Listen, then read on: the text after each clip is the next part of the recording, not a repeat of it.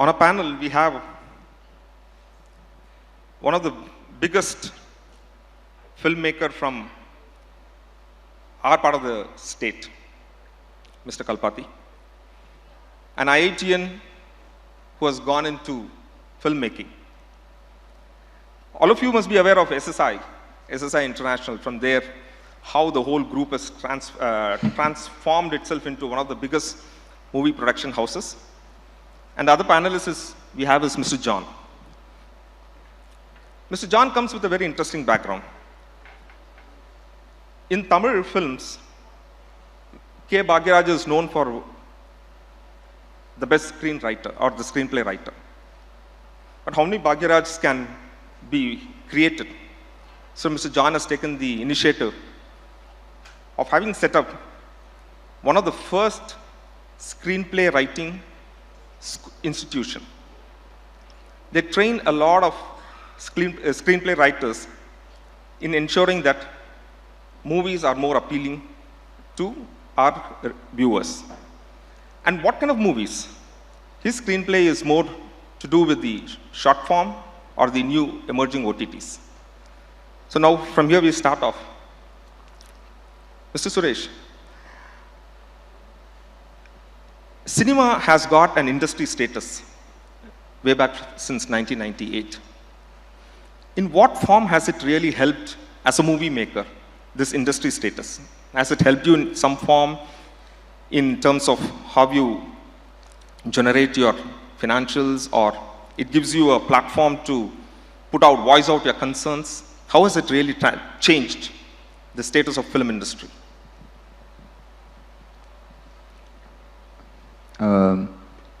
Thank you for having me on this panel. I think there are many facets to the changes that have happened. Obviously, the first one is the reach, both for the content and for the advertising and marketing. For at least for a few of our last movies, a lot of the marketing had been digital, whether it's on Facebook or Insta or on Twitter, and I understand off late it's also happening on TikTok. So A is to be able to reach to a much, much larger audience than just through print media or on television, like it used to be conventionally before. The second aspect, riding on the same backbone and infrastructure, has been the ability to distribute the content in various formats. OTT is obviously the biggest and the most disruptive that has happened over the last few years, but it's also been the emergence of being able to see the content on mobile phones. So the form factors in which people have been able to see the content, whether it's on a small mobile phone or an iPad or a computer or on a much larger projected screen, and then consume it by going to a theater, which was more conventional before, but now being able to see it on an OTT platform or on platforms that are being promoted by the satellite channels. Before the satellite channels, you got to see it on TV, but today most of these satellite channels have their own presence online. So that's another way. So the consumption patterns have changed. The ability to market and reach your content has changed. Those, I think, are number one and number two. Obviously, with the emergence of technology, the ability of the producers to be able to showcase their content, whether we are talking of 4K projectors or on 3D or on Dolby Atmos. So the sound, the vision, and some of them are now coming out even with 4D. So those are the big changes that have helped transform. Okay, but also the way people getting into the theaters and people having their personal entertainment space, that is the mobile phone. Where do you see this being a form of disruption, and how do you ensure that people really walk into the theaters and watch your movies rather than sit at home, start viewing short form movies and don't you think that there is some form of a disruption that is happening in the way consumers are consuming the content? Extremely significantly. Okay. Because we sort of play this industry as a producer, also as an exhibitor, and in some forms also as a distributor. We see it on a daily basis, and this is a conversation that we do almost every week. So even in a theater, people coming to a theater, even that is transforming. In some of these Southeast Asian countries, you have theaters which have just 20 seats, where you could go choose the content you want, book that sort of theater, and see the movie. So the theater itself has 40 screens, each of 20 seats. So that's another way in which people can consume. But what it has fundamentally changed is, and it is continuously being discovered as a larger experiment by the people themselves, is what content would you go to a theater to see? What content are you comfortable seeing at home? True. What content would you see on an Amazon or a Netflix? That itself is bringing in a differentiation. Very true. Very true. So from what we are sort of perceiving is, people will still come out to the theaters to see the big movies. They want to see it in that ambience, and Absolutely. so people will come out to see. These smaller movies, as all of us in the industry know, are finding it a big challenge to be able to get a release date and give enough screens to ensure that they become economically viable. Very true. That's a challenge for which the answers are being sought for by the industry as a whole.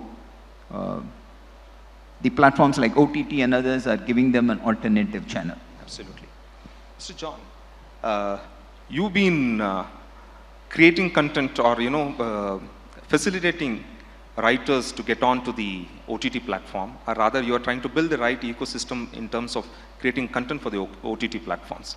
So where do you see this disruption happening? Because on one side, if you look at 2018 and 19 have been one of the best blockbuster years for Indian cinema industry as such. The kind of monies Indian cinema has generated never before. The kind of walk-ins or the kind of tickets that have been sold across the country has been phenomenally very high. If you look at any of the multiplexes that are there in the country, they've done extremely well. That's on one side. On the other side, the consumption on the OTT platforms have gone up tremendously high. So you've been creating content for a particular age bracket, and this is the TG that's really looking for content on the mobile phones or the OTT platforms. So how do you and your team really work on creating content for this particular platforms? Thanks, Christopher, for this question. Thank you very much for this opportunity. My basic standpoint here is there is no big change that has happened with content. 30 years ago or 50 years ago, we still remember movies which had great content, which is still in our minds. And regarding the age group that's slowly transpiring, I think in a couple of years, 65-year-old group is going to cross in a big way to the 5-year-olds. So the more number of 64-year-olds are going to watch content, whether it's in theater or in OTT or whatever that comes by. So what I gauge here is not about the age group per se, as far as I'm concerned. Maybe we have a target fixed, of course, but at the same time, all that matters is what content can emotionally stimulate you. The content which you see in private or in your small screen of a mobile phone, or the content that you want to watch in a big theater, people have that differentiation. But this differentiation existed even long before. I think most of these content segments are happening because of the new gadgets available or the new products which are available in the market, and they sell it to make their products viable with the content.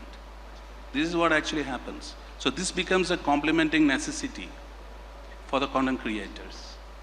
But again and again, what I believe is whether it's a 25-year-old watching maybe a voyeuristic modular in the mobile phones, and a 64-year-old watching a thematic moral content in a theater or as a mass viewing content, the content is the same. But the content creator has to specify what emotion they are playing with to stimulate them. When it works, content anywhere will work. So we segment, I don't think the television series as a way of telling it, there is a structure that we modulate. There is another structure which has come up with the OTT content, the longer content, and it should more or less be like cinematic content which is having a longer duration. All this happens because it necessitates, or the viewer or the content procuring guys actually make some stipulations here. This is like something when TV came, people said newspaper will die. Or like when digital came, they said print and television will die. Absolutely. And now OTT, there's a lot of people speaking about cinema will fade away. But cinema is actually doing pretty well after the emergence of OTT. Sometimes it is like, more the supply, the demand is, it also drives demand. Absolutely. Is it something like that, Mr. Suresh?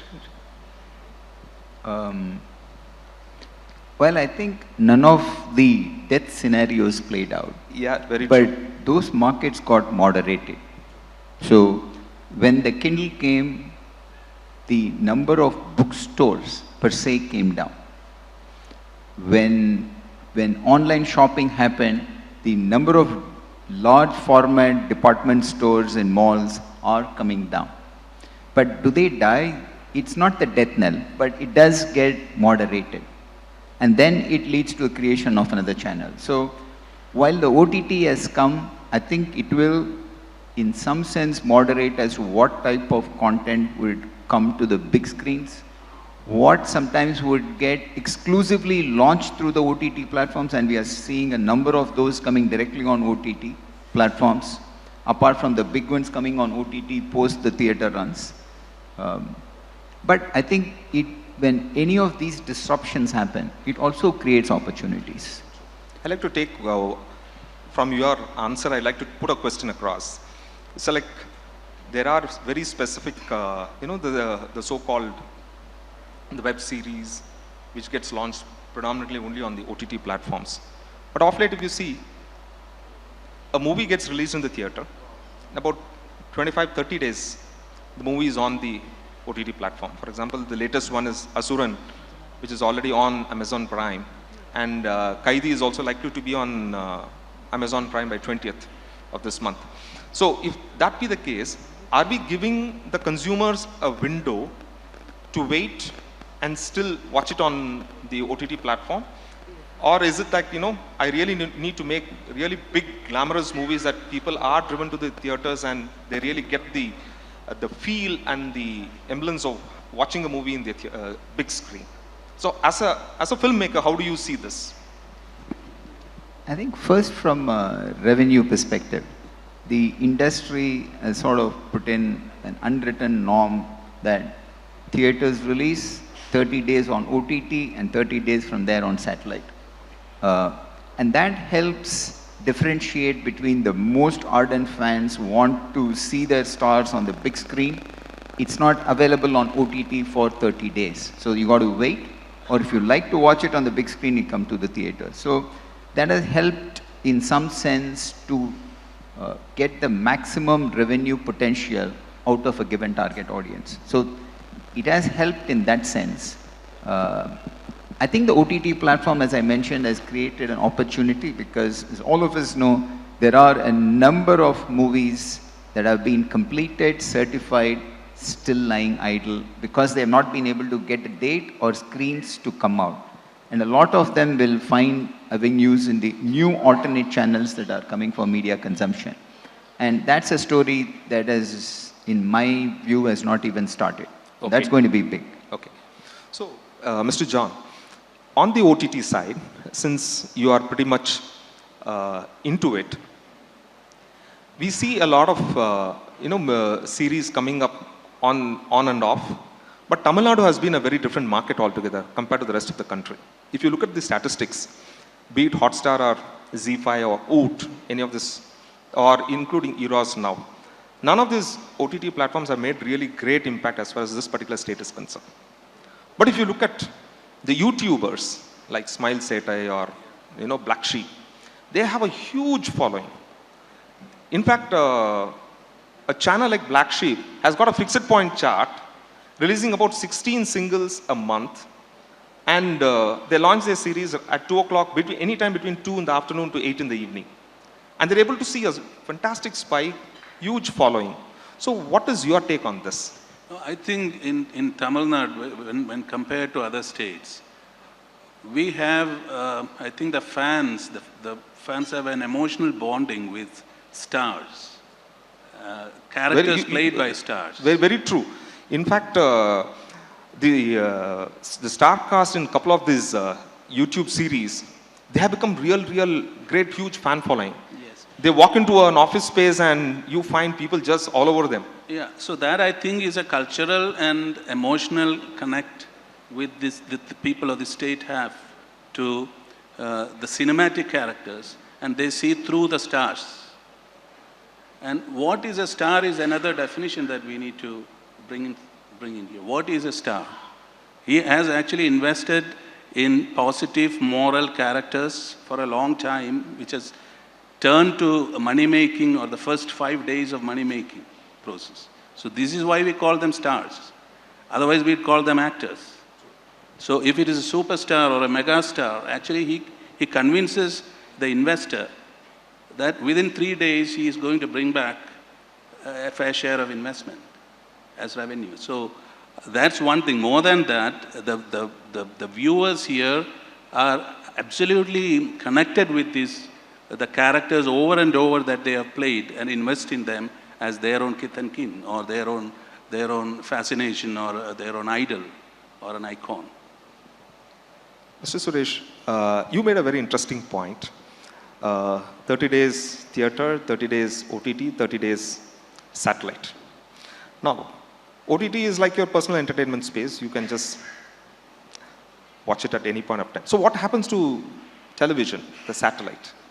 So if after theater and then it moves on to the OTT, how is your, as a film producer, how do you actually deal with the satellite rights versus the OTT rights? Because today, producers are speaking about digital specific rights with OTT players, rather than going and speaking about the digital specific rights with the satellite owners.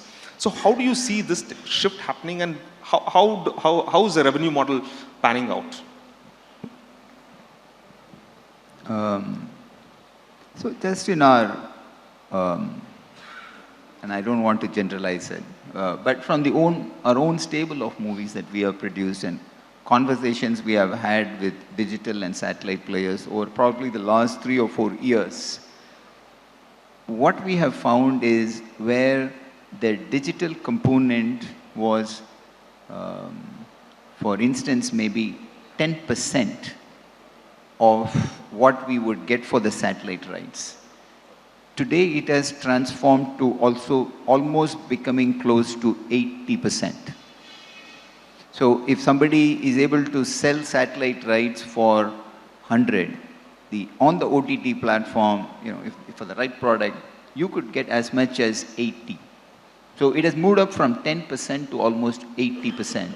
And this is just over the last 3-4 years. So that sort of shows the aggressive speed in which the penetrations have happened. So which means, well, you're making your movies also. You are planning that, okay, one is the multi-platform, that your content needs to travel.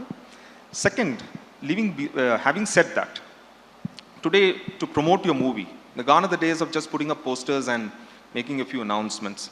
Today, promotion of movies has become more intensive. Sometimes there are certain movies in Bollywood where the promotional budgets are more than the production budgets. And there are instances from just putting up a few YouTube ads. Today, like, a launch is happening, you're doing a Facebook Live. So what kind of promotional budgets do you factor in your production budgets? So I want to sort of divide that promotion, and I'm just talking about digital. advertising to putting out promotional content. Um, Again, over the last 3 years, it's gone from probably just promotional content that we create, which is not available on papers, which is not available on satellite, but exclusively delivered online. Compared to the content we put out on satellite or on any other channel, what used to be, say, about 4 years ago, maybe about 4-5%. Today, for the last movie that we released, the content that we produced for promoting the movie and put out online was probably 6 to 7 times more than the content that we put out on for television or the print media. So it's significantly moved up. On the advertising budget itself, the amount of money that's spent on advertising movie content online from a pure advertising, which is really paid advertising, is, at least from our perspective, is still a smaller number compared to what we spend on satellite or print. So which means you say that promoting content is more than the advertising budgets. Exactly. Okay. So when it comes to promoting content, what forms of platform or what kind of platforms do you normally, because one, you have the social media on one end, then you also have paid content being pushed on to the digital platforms. There are, then you also work on search models. So what would be your key digital platform that you would normally look at? I think the ones that we are finding which has got the biggest impact is what we put out on Insta and the Twitter handles. That are really the big ones, which a lot of fans follow. And that's sort of where we put a lot of content. We have done a few Facebook Live. Okay. That has also worked. But it's largely on Insta and Twitter. So which means moving forward, the content-led promotional budgets would be much more than just the advertising budgets. I think on online, definitely. Great. Yes, Mr. John. We've been speaking about OTT and your engagement with producing content. What kind of content really goes on OTT you think is a saleable kind of content? See, I believe thrill is one. Thriller means, or a dramatic thriller, or whatever be, the thriller always works generally well. But my question here is, when you make content, I'm connected with the filmmaker's point of view. How many people give the proper budgets to revise and rewrite content and make the right content which is viable for a certain targeted audience, Whether it's a star material or a non-star material, we need to have a professional approach to select content and make content viable in all the platforms in a way. Why I'm saying all the platforms is I believe that nowadays the mobile telephony has converged all the platforms to the small screen. So when one makes a movie now, based on the movie, there is another vernacular product based on the movie as a web series. And based on the web series on that vernacular, you make another movie in another vernacular. So this is how actually it transports. And how to organize a web series content from a movie content with the duration is by itself, I think, a very, I would call it a very, it's a great decision to make on what content will work from this movie to web series. Because there could be an asset-based content, and they want to make use of the asset in the web series too. But at the same time, an 8-hour web series content has to have the grip and emotional bind on whatever we write first.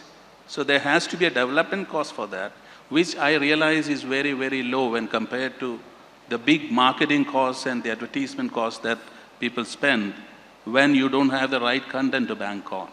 This is what I personally believe. Mr. Suresh, there's a lot being spoken about the in-film advertising, but very sporadically we really see great quality of in-film advertising happening. What's your idea about the in-film advertising, and what would define whether a brand should be part of the script or should not be part of the script? And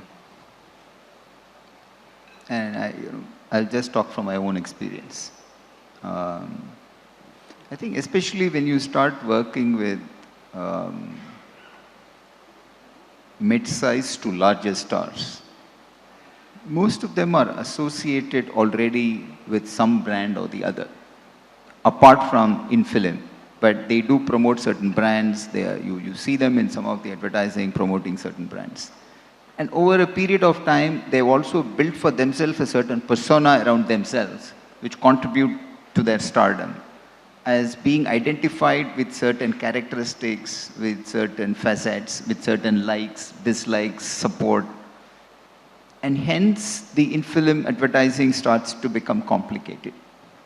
So, while there is a certain brand which were paid to be part of the in-film advertising, and even if we work with the guys who write the script to ensure we script it into the movie in a fashion that it goes with the story and does not disrupt the flow of the story itself, it also has to sink in with the stars who are in the movie, and whether the company that represents the marketing for those stars would align with those brands. So it starts to get complicated. There have been in film advertising. We have seen some, but yes, it's never made it big. But the numbers that I have heard, the numbers that we have been given by some of the brands which came forward to become part of our movies in terms of in-film advertising, are no more in lakhs, but they are in crores. Those numbers have really gone big. So if somebody is really getting into it, I think there is a lot of scope for the movie makers also are getting open, or they have the idea to bring in the in-film advertisers on board. I think, somewhere it will start becoming a part, because as I said, it is starting to become a percentage of your revenue. True, very true. I think we're running out of time, but one last question. You're an entrepreneur and you're part of the Chennai Angels. How do you see in terms of the new age filmmakers? Because there's a lot of talent out there, and you are pretty aware that a lot of new age filmmakers have come up the very hard way. Funding has always been a challenge for them, the right finances, in spite of having the right content or the story or whatever. So what does Chennai Angels have to offer such kind of, budding entrepreneurs? I think I wouldn't want to talk of Chennai Angels alone, but this is an industry that's been a conundrum for the last 60, 70 years for almost everybody that you see. It's never been an industry that somebody has been able to understand, to sort of create what I would call as sustainable, predictable business model. But before I close, I just want to leave two thoughts, which can add a lot of value for the movie, some of which we have tried ourselves. The first one is to be able to predict the success of a movie. And that's always been the toughest. People have sort of stayed away from it by often saying it depends on what the audience would respond to, and we would never know that until the first day, first show happens. And obviously, by that time, it's already too late for you to go back and do anything, except to just accept the results as it happens. So one of the things that we found was, while not many people would know what would make a movie a success, I think a lot of us know what makes a movie a failure. That's not very difficult.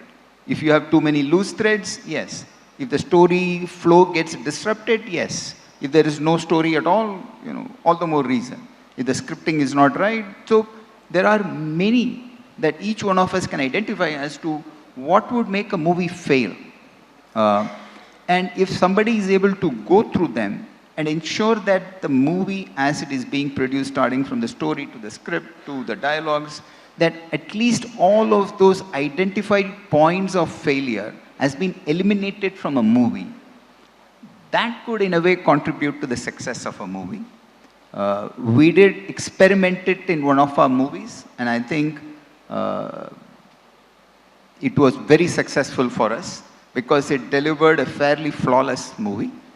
And that was Tani Oruvan. That was the first time we actually tried it. And I think it worked very well. It led to a story that flowed really well. And that's something for a lot of entrepreneurs to try out, to create products and platforms that can assist the industry to produce content that the target audience would really love to have.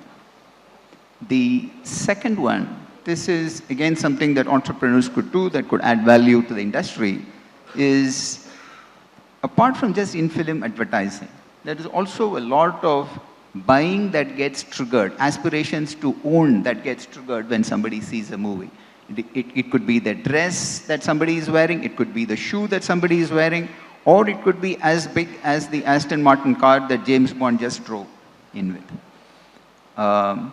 It is possible to have, today with technology, to have a product that as somebody is seeing the movie on an OTT platform, you should be able to go there and right-click on your mouse and just buy directly as the movie is running anything on the screen. You could just buy the table, or if you like the dress, or you could just even buy the house.